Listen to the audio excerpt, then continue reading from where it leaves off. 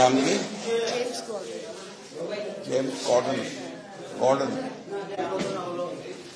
না, আজকে আপনার ব্রিটিশ হাই কমিশন থেকে তাদের ডেপুটি হাই কমিশনার তিনি এসেছিলেন। কারণ high commissioner British high commissioner যিনি তারা খুব কাকতালীয় হবে তিনি আজকে লন্ডনে আবার আমাদের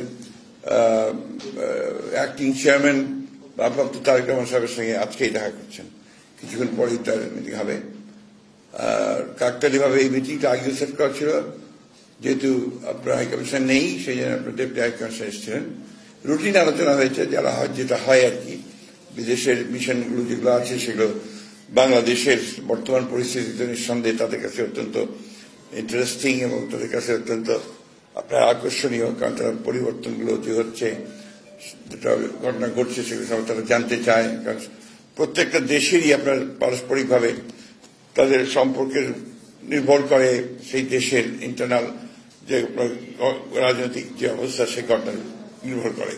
তো সেই সূত্রেই আপনার ওনারা এসেছেন, আজকে আমাদের সঙ্গে আলোচনা করেছেন বর্তমানে বাংলাদেশের রাজনৈতিক অবস্থা, আপনার বর্তমান সরকার যে আপনার পদক্ষেপগুলো নিচ্ছে সেই পদক্ষেপগুলো সম্পর্কে জানতে চেয়েছেন। আমাদের সম্পর্ক আপনার অন্যান্য দেশগুলোর সঙ্গে কেমন চলছে, এইটাই আর কবে নির্বাচন হচ্ছে এ ব্যাপারে সকলের আগ্রহ সবচেয়ে বেশি থাকে। তো এগুলো তো আমরাই এখন সব পরিষ্কার করে জানি না, স্পেকুলেশনের মধ্যে আসে আর কি। এটাতে আমরা স্বস্তি প্রকাশ করছি যে সত্যর ঘটনাটাই, যে সত্য যে সমস্ত ঘটেছে সেগুলো উদ্ঘাটিত হয়েছে। প্রবলেমটা হচ্ছে আমাদের জাতিসংঘ যখন বলে তখন আমরা সবাই সেগুলো বিশ্বাস করি, আর যখন আমরা রাজনৈতিক দলগুলো বলি তখন আপনার অনেকেই বিশ্বাস করতে চায় না।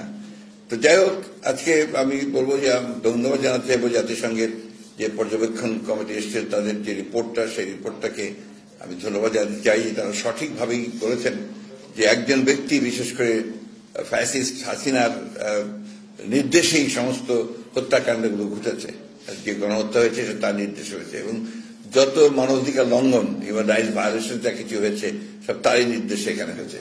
এবং গণতন্ত্রকে ধ্বংস করে দেওয়া, ইনস্টিটিউশনগুলোকে ধ্বংস করে দেওয়া, আজকে সেটাই ফুটে এসেছে যে তার নির্দেশেই সমস্তগুলো ঘটেছে। এটা প্রমাণিত হয়ে গেছে যে হাসিনা একজন ফ্যাসিস্ট এবং তিনি এই দেশের মানুষের অত্যাচার করেছেন, নির্যাতন করেছেন, গণহত্যা করেছেন। তাকে অবিলম্বে আমরা আজকে এখান থেকে চাইব যে ভারত সরকার তাকে ফেরত দিয়ে বাংলাদেশ সরকারের হাতে দেবে এবং তাকে এখানে বিচারের আওতায় নিয়ে আসা হবে, তাকে এবং তার সঙ্গে যারা সহযোগী ছিল তাদের সহযোগী। এটাই হচ্ছে আমাদের প্রত্যাশা আর কি। এই বিষয়গুলো তো আমরা আমাদের মতামত আগেই বলেছি। আপনারা জানেন যে আমরা বলেছি যে জনগণ সিদ্ধান্ত নেবে। আমরা এই বিষয়টা আপনার বারবার করে বলে আসছি যে আমরা একটা লিবারেল ডেমোক্রেটিক পার্টি, আমরা গণতন্ত্রে বিশ্বাস করি। গণতন্ত্রের সমস্ত নর্মস এন্ড কন্ডিশন যেগুলো, সেগুলোতে আমরা আস্থা রাখি এবং সেগুলো আমরা চর্চা করেছি, অতীতেও চর্চা করেছি। তো সেইভাবেই আমরা মনে করি, আমরা কথা বলে আসছি যে it is not us who will decide যে কোন পার্টি নিষিদ্ধ হবে, কোন পার্টি কাজ করবে, কোন পার্টি কাজ করবে না। পিপল উইল ডিসাইড, যে মানুষ নির্ধারণ করবে যে কোন পার্টি থাকবে কি থাকবে না, কোন পার্টি নির্বাচন করবে কি করবে না। এই কথাটা তো আমি আপনাদের পরিষ্কার করে বলেছি যে জনগণ উইল ডিসাইড ইট। আমার পক্ষ না পক্ষ থাকা ইম্যাটেরিয়াল, পিপল উইল ডিসাইড ইট।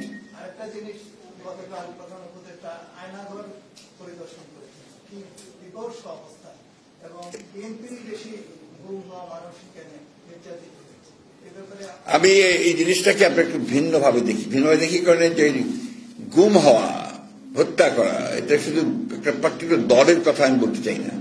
এটা বাংলাদেশের মানুষকে গুম করা হয়েছে, বাংলাদেশের মানুষকে আপনার এখানে হত্যা করা হয়েছে নির্মমভাবে।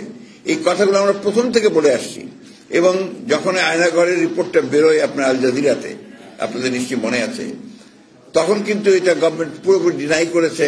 তারা বলছে এই ধরনের কিছু নাই, কিন্তু এটা প্রথম থেকেই এই গাছটা চলে এসছে।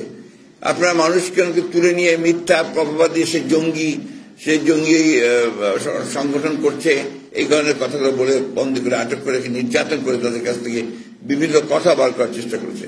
কিছু লোককে তারা সেখানে রেখে দিয়েছিল যে বিভিন্ন সময় তাদেরকে দিয়ে জঙ্গি নাটক সাজাবে। ভুলে গেছেন নাকি আপনারা যে এক একটা বাড়িতে যেখানে জঙ্গির আপনার ট্রেনিং হচ্ছে, চর্চা হচ্ছে, পড়াশোনা হচ্ছে, জঙ্গিবাদ তৈরি করা হচ্ছে। আপনার বোম তৈরি করা হচ্ছে, এসব দেখিয়েছে। আজকে প্রমাণিত হয়ে গেল যে আমরা যে কথাগুলো বলেছি সেগুলো সত্যি। আওয়ামী লীগ এবং তার সরকার ওই সময় অত্যন্ত সচেতনভাবে বাংলাদেশের মানবাধিকার লঙ্ঘন করেছে, আপনার গণতন্ত্রকে ধ্বংস করেছে, এবং তারা শুধু ক্ষমতায় টিকে থাকার জন্য তারা বিরোধী দলকে ধ্বংস করেছে। যে আর কিছু আছে?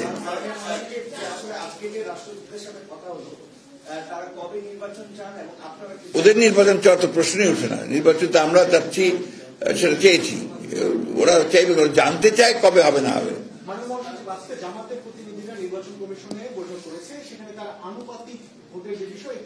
এটা আমরা পুরোপুরি বিরোধী, অত্যন্ত একেবারে জোরালো ভাবে বিরোধী। আনুপাতিক হারে নির্বাচনের কোন ব্যবস্থাকে আমরা সমর্থন করবো না, কারণ এখানকার মানুষ এটাতে অভ্যস্ত না, প্রশ্নই উঠতে পারে না। এটাতেও আমরা একেবারেই একমত নই। এগুলো তো আমরা সমস্ত রাজনৈতিক বিবেচনার দেশকে আরো ভঙ্গুর অবস্থা নিয়ে যাওয়ার একটা পরিকল্পনা ছাড়া কিছু নয়। যত দ্রুত নির্বাচন হবে ততই আপনার রাজনীতি সহজ হবে, বাংলাদেশের মানুষ একটা স্থিতিশীল অবস্থার মধ্যে আসবে। নির্বাচনটা হওয়া দরকার দুটো কারণে প্রধানত। একটি হচ্ছে বাংলাদেশে একটি স্থিতিশীলতা ফিরিয়ে নিয়ে আসা, অন্যদিকে একটা গভর্নেন্স চালু করা। এখন তো গভর্নেন্সের খুব প্রবলেম হচ্ছে, এই জিনিসগুলো চালু করা। চালু করলেই তখন দেখবেন অর্থনীতি বেটার হয়ে আসছে, সমাজে ব্যবস্থা, ইউনিভার্সিটির কলেজগুলোতে লেখাপড়াই হচ্ছে না, তো সেই ব্যবস্থাটা ঠিক হবে। এটা একটা ইলেক্টেড গভর্নমেন্ট না হলে এটাকে নিয়ন্ত্রণ করা খুব কঠিন। এখন তো একটা ভোলাটাইল সিচুয়েশন চলছে, সেটা আমি বলতে পারবো না। তবে আপনার ওনারা আমাদের সঙ্গে আলোচনা দিন যেটা বলেছেন সেটা আমি আপনাদেরকে আগেই বলেছি যে ডিসেম্বরের মধ্যে তারা নির্বাচনটা করার চেষ্টা করছেন।